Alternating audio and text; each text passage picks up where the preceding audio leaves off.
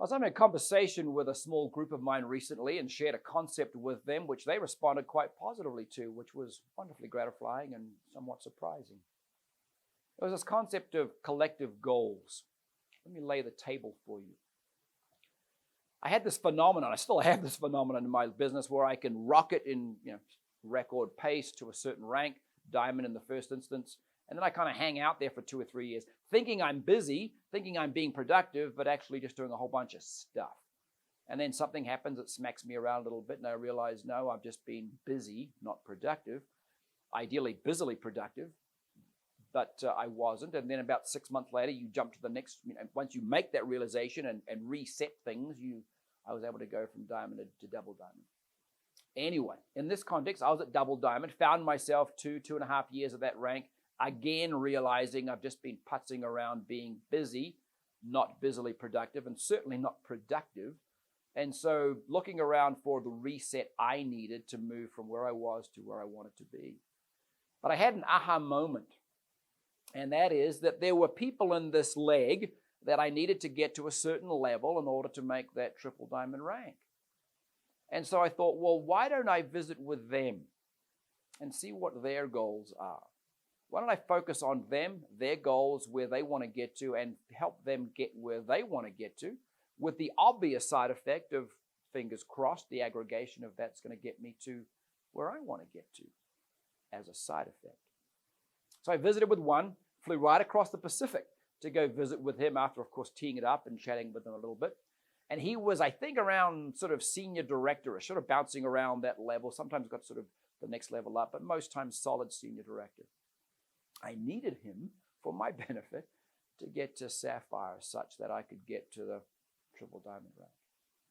So I visited with him. We looked at his organization. We looked at the strategies we could employ. We looked at the things he was doing. We looked at the people he had. And we set a goal of getting him to Sapphire by 12 months hence.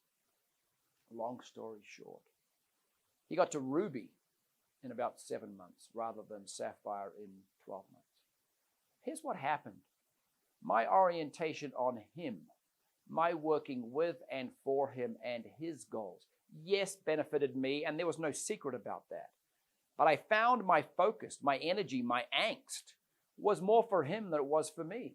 Likewise, me doing that with him caused him to turn and look at his people and say, well, I've got A in this leg and B in that leg and C and D and E. And he visited with them and said, what are your goals and how can I help? And they said, well, I'm currently manager. I want to get to director.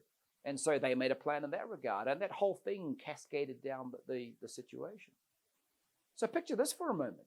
You've got me for what I'm worth, working with him and his enthusiasm and skill set, and him working with the individuals individually in his organization to help them reach their goals. And all of a sudden, a whole bunch of folks reached their goals. All of a sudden, the side effect of that was their upline reached their goals.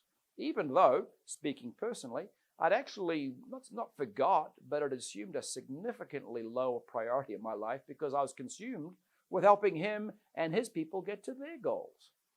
I think that's cool. I think that's how this industry is supposed to operate. And then we were celebrating, I think it was Korea, a global convention.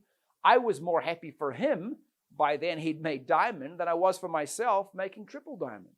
Because I knew the blood, sweat, tears, effort, and joy that had been put into it and had been taken out of both the journey and the destination. And celebrated the senior directors and presidential directors and all the others that were in his organization aggregated to help him, and watch him celebrate with them their achievements. That, yes, helped him get to where he wanted to go. That, yes, rolled up and helped me get where I wanted to go. But it was almost magical, starting with a very self-centric goal, pivoting myself to working with these others and helping them set their goals, and passing it out. Say, well, who have you got here? Where are they at? What are their goals? How can we help them? What do they need? Focusing all our attention on them, such that me and him and his front line and their front line, all of a sudden working together in concert towards that one person's singular goals, and doing the same in another vein and another vein and another leg. It was a hallelujah experience for me. That's why I call this business, from a leadership perspective, a backwards walk forwards. We're going that way, but instead of me turning my back on my team and saying, follow me, and maybe hoping they do, not really helping them do that following of me, I'm orienting myself towards them. I'm focusing on them. I'm helping them. And together we're moving that way, which incidentally is wherever it is I want to go, but I'm getting there by helping them get to where they want to go. I'm prattling on, I apologize, but that was a pivot point for me in terms of how this business operates. I very much now regularly ask my people, what are your goals and how can I help? I've theorized using their genealogy, their organization, what would need to occur, and therefore what activities he or she and I need to engage in together for their or for their people's benefit. It's wonderful. It strengthens relationships, it builds businesses, it causes great things to happen, the aggregation of which is nothing other than joy, satisfaction, increased income for me, and certainly for them. But for me, part is just a byproduct. Get to the point where you're more happy for them than you are for yourself, and that's a cool place to be. Have a great day.